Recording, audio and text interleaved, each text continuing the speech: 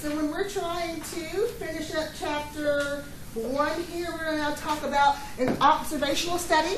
So this is where you're going to observe and measure specific characteristics without attempting to modify the subjects being studied. So what does that mean? You may have like some puppies, okay, and you're trying to watch their growth, right? So every day you come in there, look at the puppies, and say, okay, let's see what they're doing, and then you're not going to do anything different though. They just get fed like normal, right? So you're just kind of watching them, okay? That's an observational study. So, okay, I'm observing my puppies every day. Great. An experiment, here's the deal. You're going to apply some kind of treatment, right? So basically you need a control group and an experimental group happening here. And so now the difference might be I might have those puppies, but one group, the puppies, they may get dog food and water. The other group gets table scraps and water. I'm trying to see, which one that's better, okay? So I have now done something right for the one group. So that's going to be my experiment. Okay, so let's see if we can kind of see if we can identify what's going on. So on your notes, you've got the same questions here, right? Number 1 says, in order to determine whether taking aspirin prevents heart attacks, 300 people were involved in the study. 125 people were given an aspirin regimen, and 135 people were given a placebo. What do you think here? Experiment. Experiment, yeah. Because I actually have, I'm doing something, right, to one of those groups. Is that okay?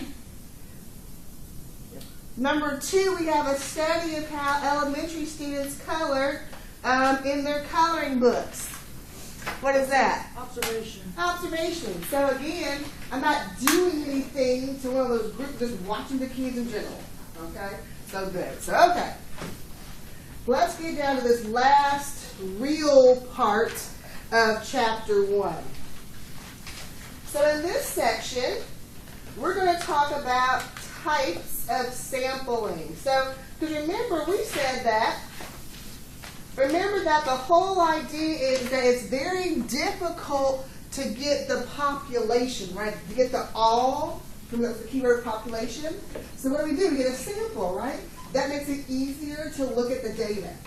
Well, there's different ways to get your sample, okay? And that's what this is. Number 1, you've got random sampling, okay?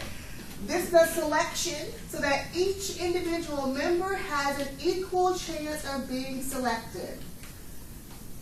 Here's an old-fashioned way. I could say, this whole class, you guys are my population, and I want to get a sample. So I'm going to put each of your names in a hat. Swirl it around. I'm going to draw out 5. You're in my sample. That's random because each of you guys had the same opportunity of being selected, right? I didn't cheat and put you in twice, right? Each person's in one time. To be honest, now what we normally do, we normally use technology. Like your calculator can do a random search for you. Computers can do that, okay? So again, that's your random sampling.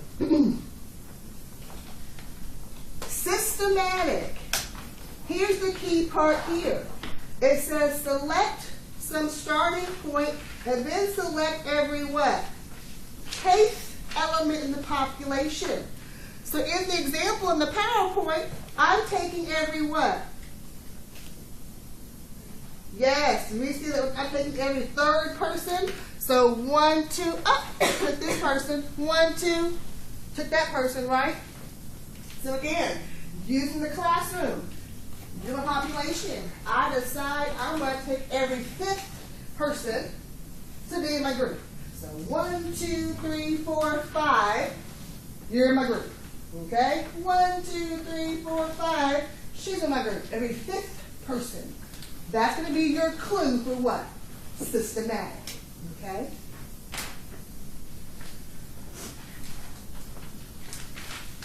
Convenience. Okay. just how I'm feeling. So, oh, I know, today I got on black. Who has on black? Raise your hand. You're in a group. I like black, you like black colors. Okay, good. We're in a group together. Okay, is that fair? No. Okay. Is this a good way to get your sample? No. Does it happen though? Yeah, it does. Okay. And this is where sometimes people can get information, but it can be maybe skewed information. For example, I may want to see, what percent of the population, doesn't like sugar in their foods. So I may go to Whole Foods and stand outside and ask the people coming out, do you like sugar or not? What kind of responses do you probably think I might get from folks in Whole Foods? No. They probably don't like sugar. 80% of the people don't like sugar. Well, no, I sit at Whole Foods and ask just those who are coming out. That's not a good sample, right? Okay, so convenience, you have to be careful because a lot of samples are sometimes done this way. People will say, oh, I got my sample and this is my data. Well, it might be a little bit skewed where and how you asked your question. So, yes, that's just one example of convenience. Stratified. Okay, the next two are very similar. This is a two-step process. I'm going to jot that down. So, with your two-step process, the very first step, you're going to have groups, okay? So I'm doing stratified. Step one, I've got some kind of grouping, okay? Then from that, okay, step two, I'm going to randomly pull out of those groups to make my sample. So what does that mean? Let me help kind of give you a better visual in class. Again, the whole class is a population. Step number one, I'm going to group you by tables, by the rows. This is group one, okay? Group two, group three, and then group four. Step number two, I'm going to put all of your names in a hat, randomly pull out two people that are going to be in my actual sample. Come over here, put all your names in a hat, randomly pull out two people, you're in my sample. Two-step process. Number one, grouping, then you randomly select to make your actual sample. Does that make sense? That's stratified, okay?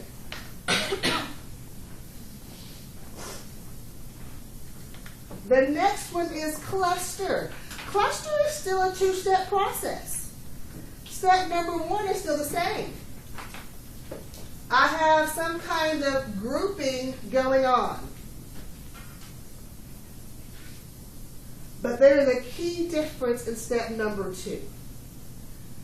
Step number two, I'm going to randomly select one of those groups and choose all from that group.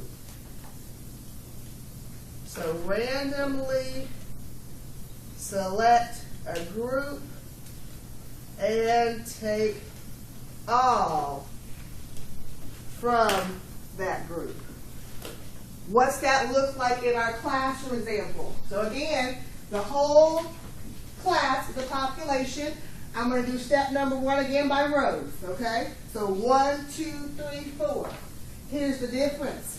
I'm going to now randomly pick group number 2. I have to take what? Everybody in group number 2. You're all in my sample. I then randomly select, I now have group number 1. So I take what? All of them. So groups 1 and 2 together make up my sample. That's the difference between stratified and cluster. Okay? Yes? I just want to repeat this back to you to make sure I'm understanding.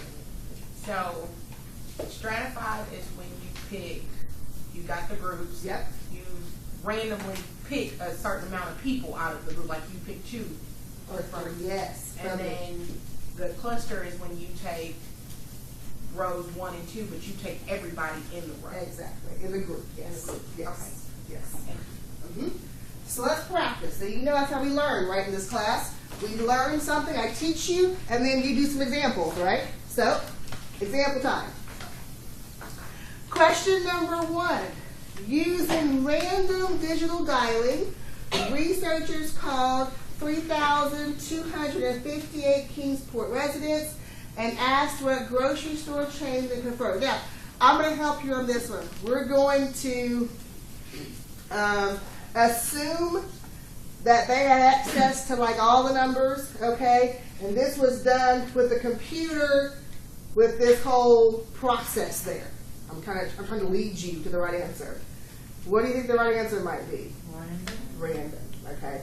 Now, I will tell you, I'll probably give a better example on the quiz or test, because I don't want you thinking, oh, that's convenience. No, the clue here is I said we use the random digital dialing technology process, okay? So that is an example of random. Good. Number 2. Corn is planted on a 12-acre field. The field is divided into a half-acre subplot. A sample of corn is taken from each subplot to determine the estimated harvest. Stratified. Do y'all agree? Yes. How did you know that? What's kind of the clue? Let's talk about it. Field divided into half-acre subplots? Thank you. So that's step 1. Do you agree? Divide it into sub-acre. Okay, great. What was step 2? It's actually a what? A sample from each subplot, right? That's my step 1 and 2. Everybody see that? Okay, good. Let's go to another one. 3. Questioning people as they left the local warehouse store. A researcher just asked 523 folks about their exercise habits. Okay, so y'all got that. Yeah. A newer subdivision is divided into 12 sections based on location.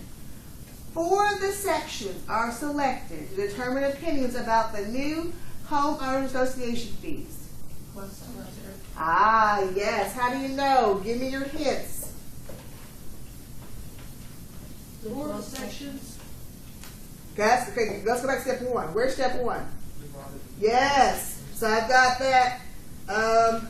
The new subdivision is divided into 12 sections. Okay, that's my grouping, right? But then what? 4 of the sections. So I took what? Everybody in the. Okay, y'all got that. That's my step 2. Good. Last one. A line manager at the local manufacturing plant checks every 115th. Do I need to keep reading? Yes. What's the clue there? Every 115. That 115th, right? That's your clue. Oh, okay, I'm done. Systematic. Is that okay? All right. That ends chapter 1. I'm going to stop Tegory there.